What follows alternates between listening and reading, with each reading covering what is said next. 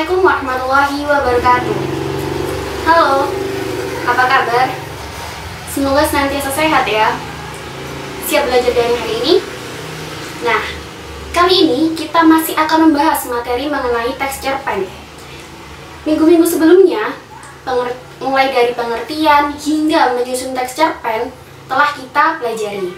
Nah, selanjutnya, yang tidak kalah penting adalah pembahasan mengenai bagaimana menyunting teks cerpen. Maka dari itu, pertemuan kali ini kita akan sama-sama mempelajari apa saja aspek-aspek yang perlu disunting dalam teks cerpen. Sebelum kita mempelajari lebih jauh bagaimana menyunting teks cerpen berdasarkan aspek-aspeknya, perlu kita ketahui apa sih yang dimaksud menyunting itu. Menyunting atau mengedit adalah proses memperbaiki sebuah teks dengan memperhatikan unsur isi dan kebahasaannya. Penyuntingan bertujuan agar teks yang akan dibuat terhindar dari kesalahan. Nah, kalian sudah pernah menyunting teks bukan? Dalam menyunting teks cerpen, perlu kita kenali apa saja aspek-aspek yang perlu disunting dalam sebuah teks cerpen. Ada 5 aspek. Yang pertama, kesalahan tulis. Kedua, keterpaduan paragraf. 3, keefektifan kalimat. 4, pilihan kata. Dan yang terakhir, ketepatan ejaan. Ayo kita menyunting teks pengalaman cerpen berikut. Dalam penggalan cerpen tersebut, banyak ditemukan aspek yang perlu disunting. Apa saja? Yuk kita bahas bersama. Aspek pertama adalah kesalahan tulis. Dalam penggalan teks cerpen tersebut, ditemukan satu kesalahan tulis, yakni pada kata kemudian yang ditulis kemudin, kurang satu huruf yaitu huruf A. Aspek kedua adalah keterpaduan paragraf. Salah satu ciri paragraf yang baik adalah adanya keterpaduan antar kalimatnya. Apa itu paragraf yang padu? Paragraf yang padu adalah paragraf yang tersusun dari kalimat yang bertautan dan memiliki hubungan yang logis.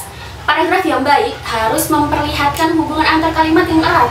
Paragraf yang dibangun dari kalimat-kalimat yang loncat-loncat berarti paragraf tersebut tidak koheren atau tidak padu.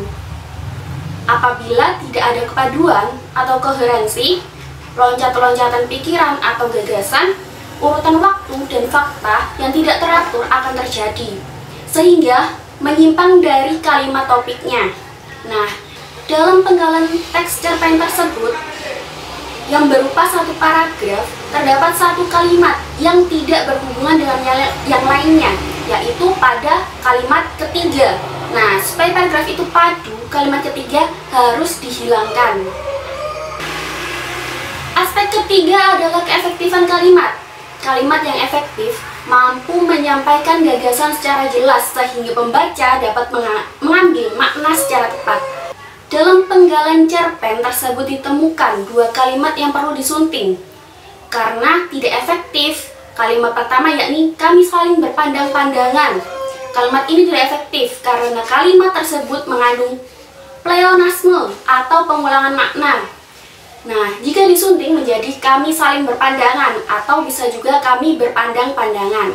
Nah, kalimat kedua yakni karena rindunya maka kami janjian untuk bertemu di depan bioskop itu.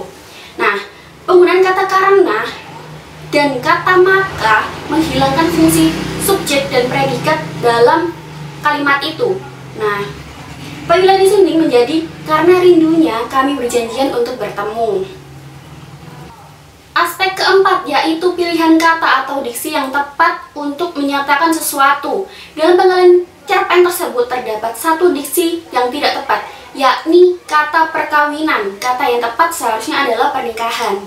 Aspek terakhir adalah ketepatan ejaan. Bentuk kesalahan ejaan dibedakan menjadi 6 aspek, yaitu kesalahan pada tataran penggunaan huruf kapital, penggunaan kata berimbuhan, penggunaan kata depan, penggunaan unsur serapan, penggunaan tanda baca titik, dan penggunaan tanda baca koma. Nah, dalam penggalan teks cerpen tersebut terdapat 2 aspek kesalahan ejaan. Pertama, penggunaan preposisi atau kata depan di pada kalimat maka kami janjian untuk bertemu di depan bioskop itu. Kata depan di pada kalimat tersebut diikuti kata yang menunjukkan keterangan tempat. maka penulisan ejaan yang tepat adalah diberi spasi atau jarak. Nah, kalimat kedua yang juga menunjukkan kesalahan ejaan, aspek preposisi atau kata depan adalah kalimat kami diberi 3 orang anak, yaitu Alice, Janet, dan Zaskia. Nah, kata diberi seharusnya digabung tanpa spasi karena setelah kata depan di bukan keterangan tempat. Nah, pada kalimat yang sama, aspek kesalahan ejaan yang kedua adalah penggunaan tanda baca koma. Kami diberi 3 orang anak, yaitu Alice, Janet, dan Zaskia. Nah, pada kata Janet itu seharusnya perlu ditambahkan tanda baca koma sebelum kata hubung dan.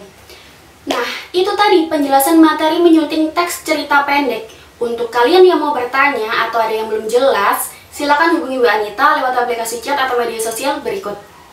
Terima kasih telah semangat belajar, semoga sukses dan dimudahkan dalam studinya. Tetap semangat, jangan lupa berdoa, dan jaga kesehatan. Sampai jumpa pada pertemuan selanjutnya. Jika ada salah kata, mohon maaf. Wassalamualaikum warahmatullahi wabarakatuh.